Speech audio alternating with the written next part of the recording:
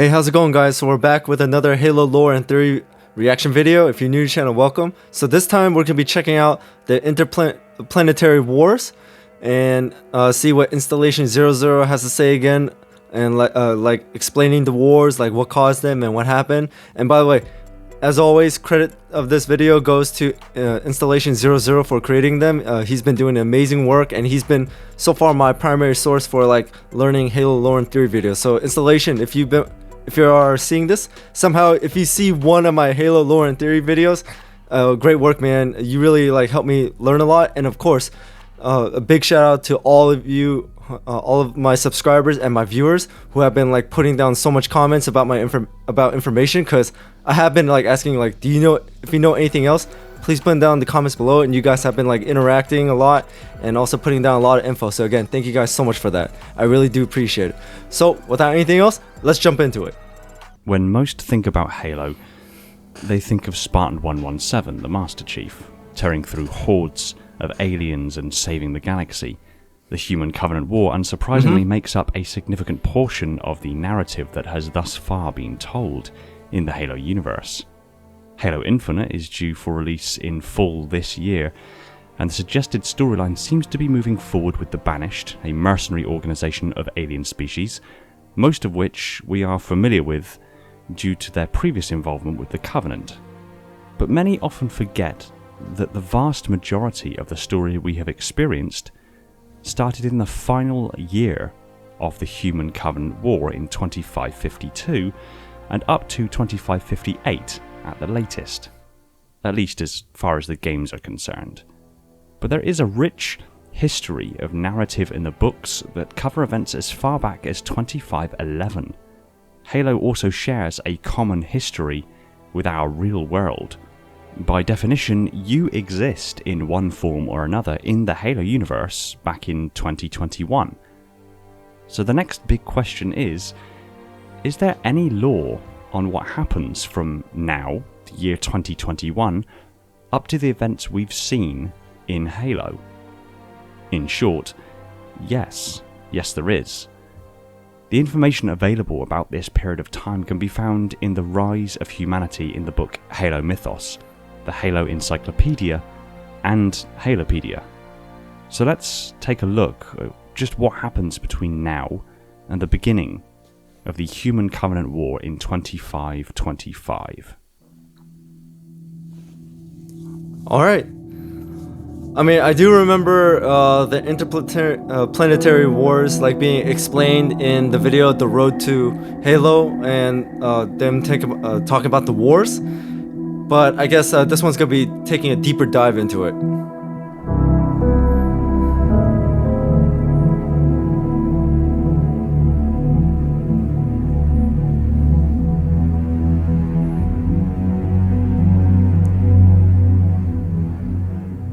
After eons spent trapped on their homeworld due to the forced devolution at the hands of the Foreigners, 20th century humanity finally escaped Earth's atmosphere once again to ascend into the inky depths of space. The first modern humans travelled to the lower reaches of Earth's orbit in 1961, and then in 1969 humans set foot on Luna for the first time in a millennia. Other bodies in the Solar System followed throughout the 21st and 22nd century. By 2080, Earth's nations had put together joint efforts to colonize Luna, Mars, and a handful of other sites in the system, including various asteroids. Despite the daunting technological challenge of embedding sustainable populations on these worlds, new scientific innovations eventually made it a reality, and the interplanetary colonies saw growth and prosperity during these early years. Global wars on Earth shattered the power of old nation-states, even as virulent new philosophies spread among the solar colonies. Not everyone embraced relative peace under the aegis of the United Nations, and new factions with militant ideologies exacerbated political and economical fracture lines to the breaking point. In the mid-22nd century, two militant movements emerged among Earth's colonies, dramatically altering the political landscape. The emergence of both was due in part to overpopulation and unrest on Earth itself. Those belonging to the first, originating in Mars's mining city of Oinotria, were known as the Kosloviks. They were named for the miner-turned-activist Vladimir Koslov and his family. The neo-communist Koslovik miners rallied against what they saw as financial exploitation by the corporations which dominated the colony. They looked back on the Soviet Union of the 20th century with nostalgia and romanticized state control over industry, seeking the elimination of corporate and capitalist influence from societal structures. After the violent takeover of 3 major mining facilities, the Kosloviks were deemed terrorists by the United Nations. Oh yeah, I do remember Their ideas, that. however, It started gained with that, momentum taking over across mining Mars facilities. and rural parts of Luna among people who felt government-sponsored companies were violating colonists' rights. Though the Kosloviks did have some supporters on Earth, they operated primarily on orbital facilities, the aforementioned colonies and parts of the Jovian system. The other hostile ideology embodied by the Freedom movement grew out of the major city of Catreus on Europa and received backing from a group of corporate interests in the unified German Republic, which had become frequent targets of Koslovik workers' crusades. Though the word Frieden in German means peace, the neo-fascist Friedens formed largely in response to Koslovik elements in the Jovian colonies and quickly turned to violence. In 2158, Friedens targeted a United Nations embassy in the European city of Thynia and levelled the structure with military-grade explosives. As with the Kosloviks, the United Nations branded them terrorists as well, and then promptly dispatched UN colonial advisors to Io, another Jovian moon. There, the UN advisors were tasked with helping to organise police efforts. Jovian In the moon years campaign. that followed, few colonists remained neutral as both the Friedens and the Kosloviks spread their influence among humanity's interplanetary colonies, with the United Nations lacking the military capability to prevent such actions. In an open act of rebellion against the United Nations, the Friedens attacked the colonial advisors on Io in 2160. The attack on the colonial advisors led to 3 months of fighting between the Kosloviks and Friedens forces from March to June 2160, sparking the Jovian Moons campaign. The campaign would be fought among Jupiter's moons. The United Nations attempted to pacify the situation, but with no success. To strengthen their efforts, the United Nations called upon national governments of Earth to utilize their own militaries and aid in the campaign. The distributed nature of their forces led to disorder amongst the ranks of the Earth militaries. The death toll among all sides was substantial. Yeah, I bet it's a Jovian war. Moon's campaign was one of the bloodiest conflicts that had ever taken place within the Sol system. The conflict served to strengthen the anti-government and anti-corporate sentiment growing among colonists. The campaign led to mass militarization among Earth's nations, many of which sponsored colonies within the system, as they began fighting proxy wars off-planet. With the campaign's end, conflict within the Sol system ceased for several months, with some speculating that the worst had passed.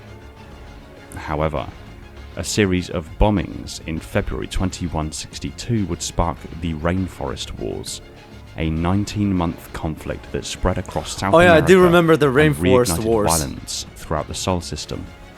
The Jovian Moons campaign would be remembered as the conflict that would foreshadow the impending interplanetary war.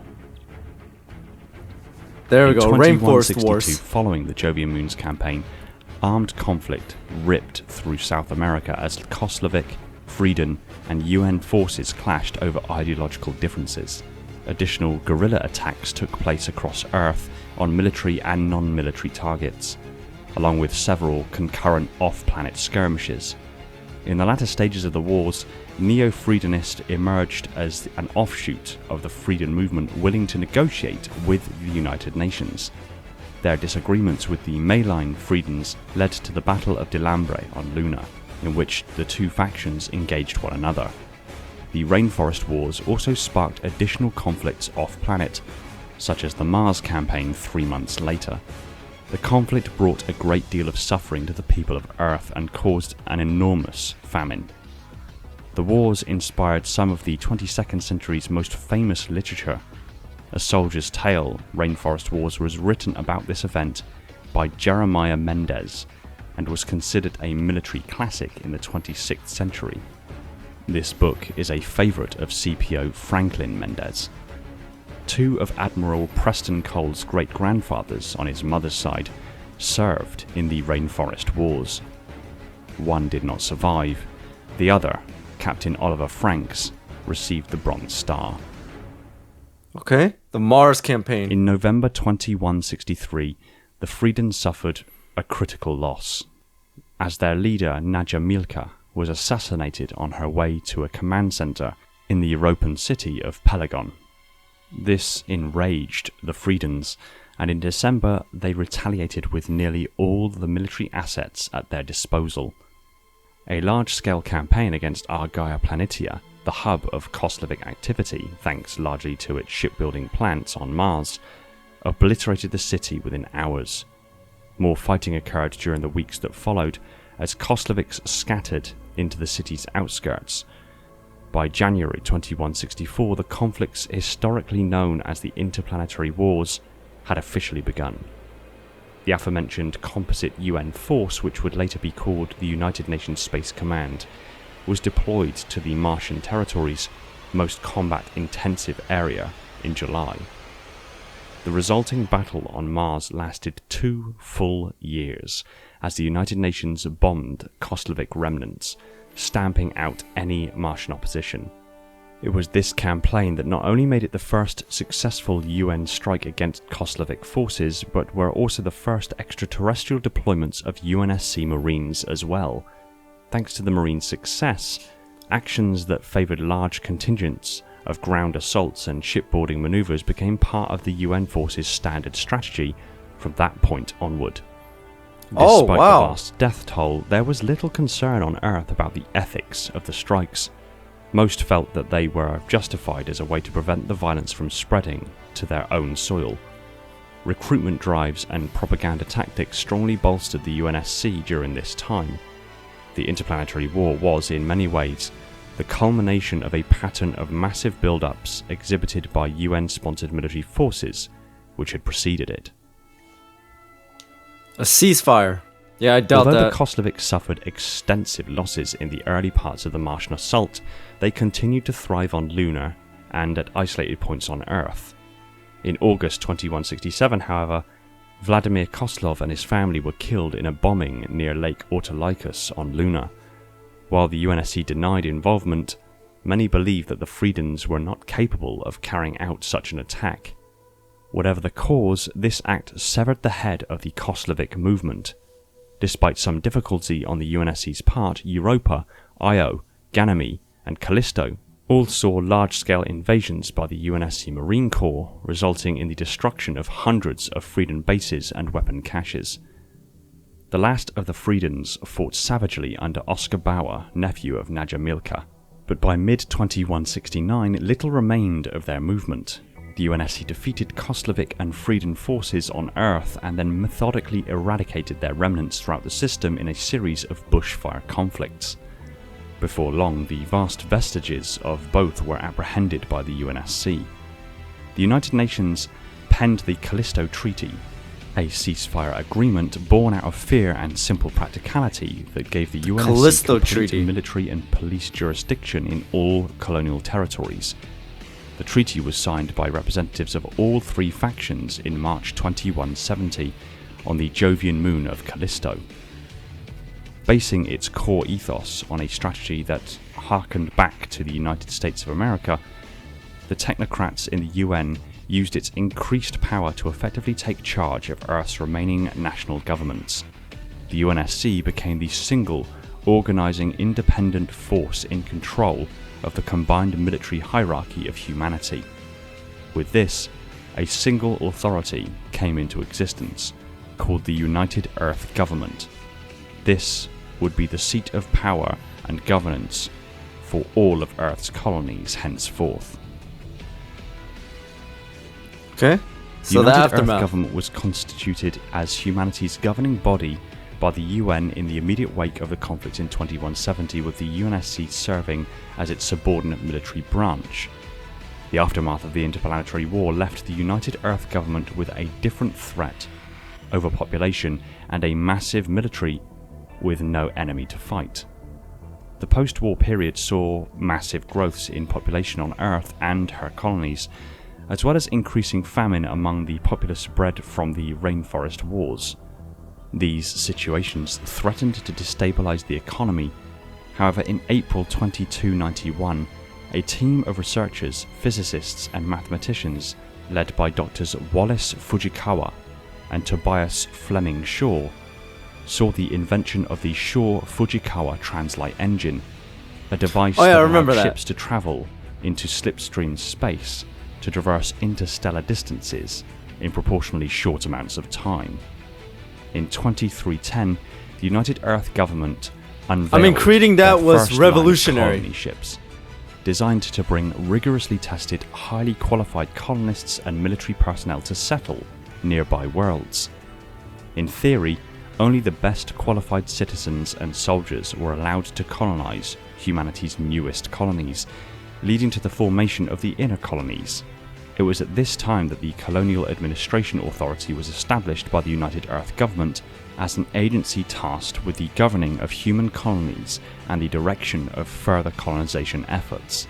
The Colonial Military Administration was formed alongside the CAA to serve as the military body responsible for protecting the UEG's extrasolar colonies, while the United Nations Space Command largely kept their operations confined to the Solar System. The Colonial Administration Authority proceeded to spend the upcoming decades preparing and organizing for the inevitable exodus that would occur. Domus Diaspora? The Domus Diaspora officially began on January 1st, 2362, when the Odyssey, CAA First Reverie, and a fleet of nearly 100 other colony ships were launched from mooring platforms orbiting Luna to colonize the Epsilon Eridani system. Despite early successes for the first decades of the Domus Diaspora, colonization efforts faced significant challenges in marshalling political and economical support. The Epsilon Eridani system, home to an improbably high number of worlds within the habitable zone of the system's host star, became a prime candidate for colonization efforts and succeeded in bringing more attention to colonization efforts. The first colonies formed in the Domus Diaspora were established on verdant worlds and above resource-rich moons. As early terraforming efforts resulted in lengthy processes depending on the conditions of the world, already habitable worlds, however rare, were preferred by the United Earth government expansion effort. Habitable worlds that could be quickly reached through slipspace soon housed sprawling cities and orbital factories connected through trade and the influence of massive interstellar corporations. These colonization successes and improvements in slipspace navigation spurred further exploration increasingly distant from Sol. For a time, much of the United Earth government's resources were directed towards further colonial expansion. By 2390, the inner colonies were formally established, consisting of 210 worlds in various stages of terraforming. The population burden across human space had largely stabilized in the Domus Diaspora. In subsequent years, the inner colonies exponentially grew and prospered, drawing in investment and building infrastructure extensive enough to become self-sufficient. It's always the inner colonies that back to Earth. Does the best. Meanwhile, compared to the outer colonies ones. And outposts of the greater human civilization spread ever outward along slipspace routes from this developed and tightly controlled zone to become the outer colonies.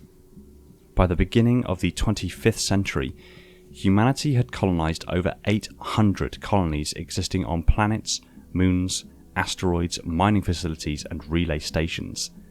The inner colonies consisted of strong, densely populated worlds located close to Earth via slipspace, ranging from prominent military and commercial centers such as Reach and Tribute, to comparatively smaller colonies such as Actium, Ballast, Cairo, Lyton, Myrddin, and New Carthage. Many of the outer colonies served as agricultural or mining worlds, providing resources for the inner colonies and industrial outer colonies like Meridian. The inner colonies became the political and economical centre for the United Earth government, as they began to rely on the outer colonies for natural resources. Meanwhile, the United Nations Space Command began to expand its domain to the inner colonies, making Earth and Reach the centres of its power, while pushing the colonial military administration to the outer colonies. Civil Despite unrest. the prosperity Here and we go. unprecedented growth and development humanity experienced during this time, tensions soon rose on some of the more remote colonies that sought independence from the United Earth government. From 2475 to 2483, a number of civilian uprisings occurred throughout human space. The colonial military administration responded swiftly and severely, though the organization's heavy-handed tactics only served to increase resistance. Soon, many citizens on outer colonies and even the inner colonies began questioning the often draconian measures used by the CMA and the UNSC to keep colonies in line. Seeking sovereignty on the behalf of a dozen worlds, the newly established Sectionist Union and People's Occupation submitted formal requests to the United Earth government demanding independence. As 3 requests were left denied, tensions began to rise amongst the outer colonies. These tensions eventually erupted into the insurrection, a civil war that engulfed numerous colonies. As these sentiments spread, even some scattered elements of the CMA became increasingly sympathetic to the rebels, eventually providing them with information, funding, and equipment. The involvement of these sects of the CMA with the rebels went public in 2497, leading to the organization's gradual dismantling and its supplantation by the UNSC as the primary military force in the colonies. In 2491, Dr. Elias Carver presented a set of theories known as the Carver findings to the UNSC I remember High Command. According to a projection algorithm devised by Dr. Carver, social order in the outer colonies would break down completely in the near future. To stabilize the colonies, Carver recommended a swift and extensive military action on the part of the UNSC. Carver's critics asserted that the situation between the core worlds and the outer colonies could be stabilized through diplomacy over enough time. However, the UNSC military adopted the Carver findings as their standard model for the years to come and sought to curb any major unrest with military intervention. In the same year, the UNSC resurrected the mothballed Orion project, creating the first generation of super soldiers designed to surgically remove rebel leadership. Carver's proposal also informed the creation of the subsequent Spartan II program, although by the time of its creation the predicted scenario was even bleaker, an endless, apocalyptic civil war between the inner and outer colonies. Perhaps the most notorious instance of the brutal and heavy-handed approach the UNSC and CMA took to quelling rebellions in the late 25th century was that of Far Isle. In 2492, in the midst of the rising tensions throughout the colonies, Far Isle was among the first of the colonies to go into full-scale revolt. Despite their best efforts, the UNSC were unable to contain the rebellion, and as a result, they resorted to nuclear weaponry, razing the entire colony and leaving no survivors from the populace. They subsequently declared Code Bandersnatch, indicating a major radiological or energy-based disaster. Although not usually acknowledged as the inciting incident of the insurrection, the destruction of Far Isle caused multiple larger rebellions elsewhere and was considered a significant factor in motivating the insurrection as a whole. Far Isle remained a driving force for the hatred that many individuals bore for the UNSC and UEG even as late as 2553 in staunchly independent colonies such as Venezia. The Callisto insurrection was a pivotal event which is often considered to have started the insurrection, widening the scope of the conflict from occasional, disparate colonial rebellions into hostilities on a larger scale. The UNSC Callisto, a corvette, was captured by the insurrectionists when boarding merchant vessels, and all UNSC crew aboard it were killed. In response, the UNSC sent a battle group of 3 destroyers, the UNSC Jericho, UNSC Buenos Aires, and the UNSC Las Vegas. On March 2nd, 2494, the battle group eventually found the Callisto in the 26 Draconis system. All of the ships fired 6 Ares missiles at the renegade destroyer. However, the Callisto managed to avoid destruction by maneuvering behind an asteroid. The insurrectionists then detonated a nuke hidden inside the asteroid beforehand, launching the debris towards the UNSC ships.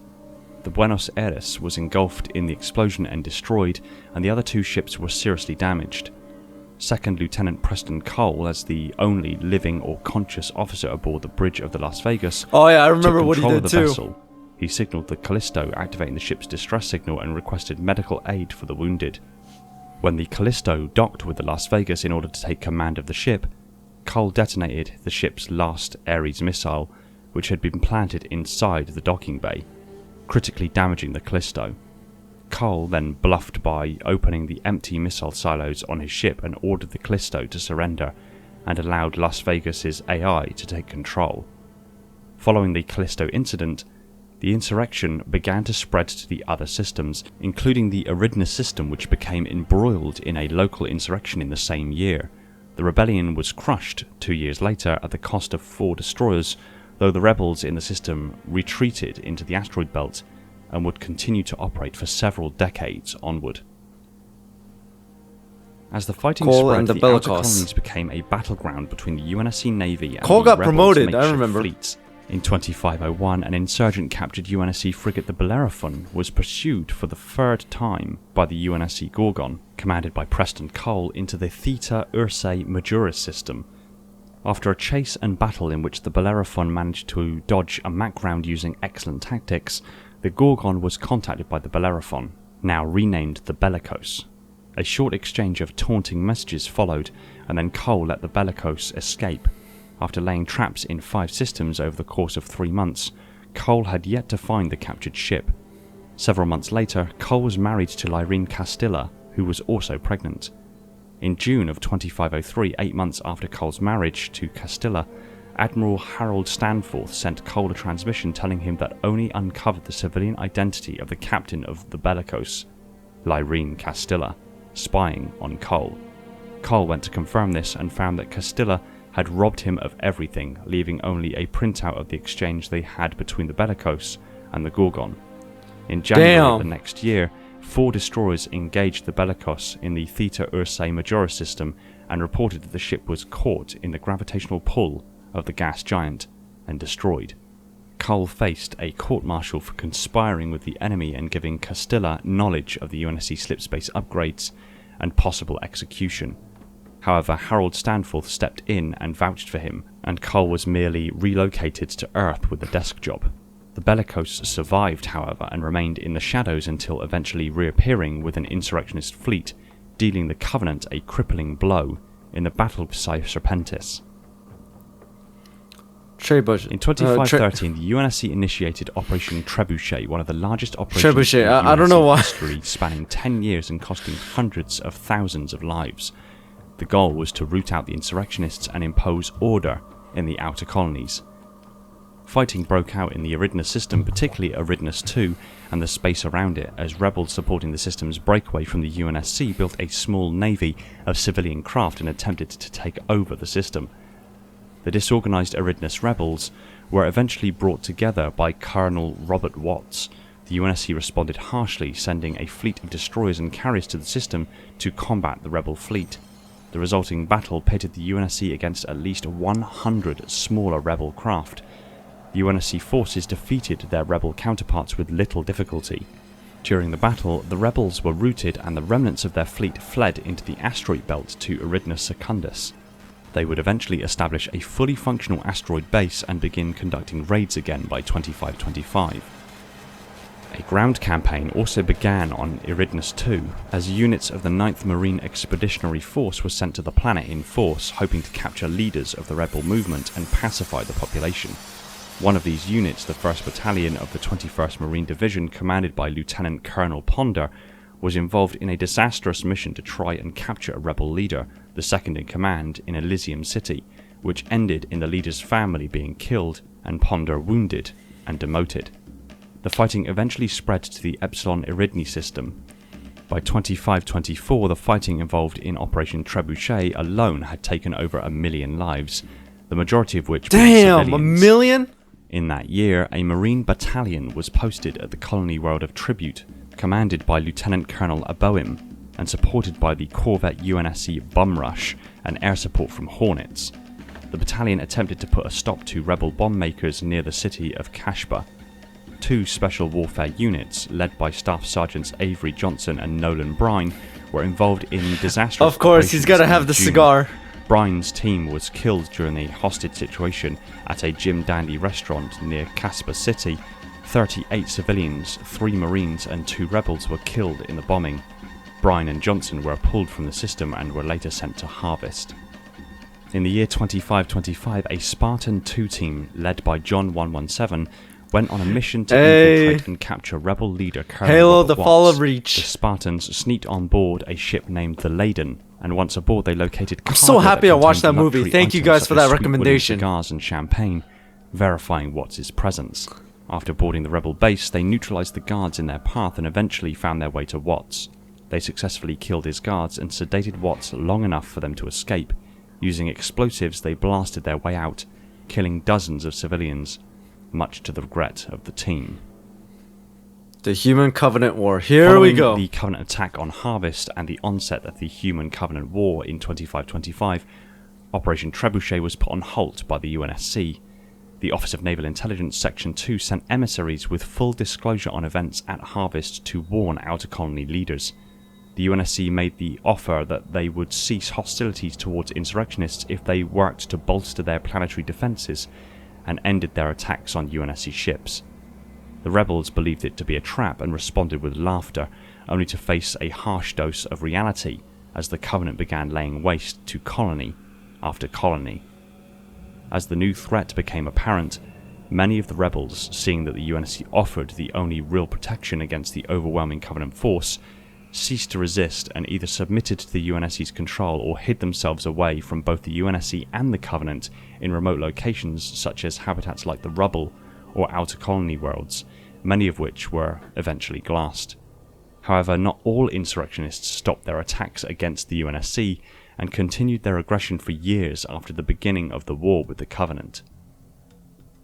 An unlikely alliance was forged between the Spartans and insurrectionists during the Battle of Alpha Corvi II, the two sides having found a common enemy with the Covenant. As the war progressed, insurrectionist activity continued to decrease apart from isolated conflicts such as the insurrections on Mamor and incidents on Harmony and Reach. This was in part due to the common enemy of the Covenant and the desperate situation humanity found itself in, but also the near total decimation of the outer colonies which had served as the rebels' base of operations. However, the desire for independence continued to linger on many remaining colony worlds. Using the situation to their advantage, entire colonies under insurrectionist control intentionally cut themselves off from the UNSC's communications relay network during the war, anticipating to resume their operations later on. By 2552, insurrectionist activity on Reach was still common enough for the UNSC to suspect rebel sabotage when a local relay hub went dark, although this turned out to be the work of a Covenant pre-invasion party instead. Although insurrectionist activity continued over the Human Covenant War, with the last documented conflict as late as 2537, the high-profile operations and major battles which characterized the early years all but subsided after the beginning of the Human Covenant War. The vast majority of humanity had united under a single banner in order to fight for the survival of the entire species.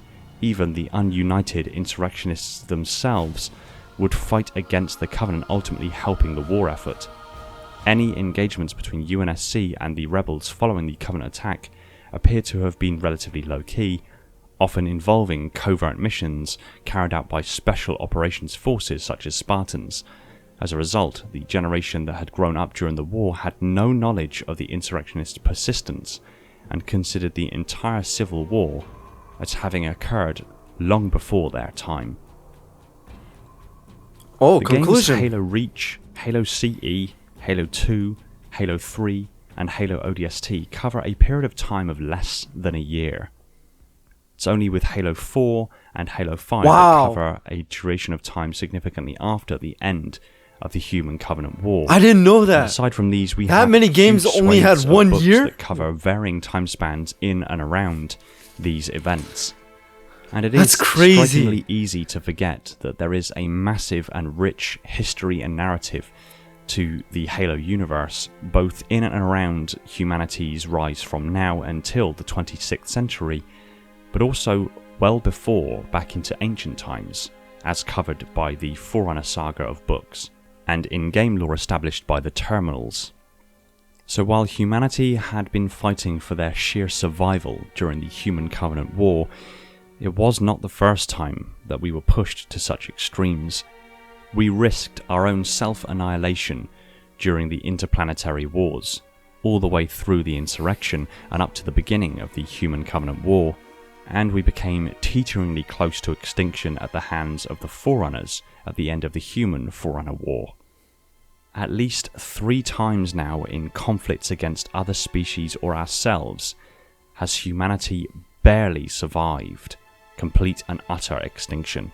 And on top of that, humanity has barely survived several extinction-level events here on Earth between 100,000 years ago and now. It says something to the fortitude and resilience of our species, but we're now on the cusp of entering into yet another conflict with both the created and the banished. And while now humanity are in a weakened state, we still do have the super soldiers of the Spartan program at the forefront of our military force to safeguard us through these troubling times. But one has to question, how much longer can our luck hold out?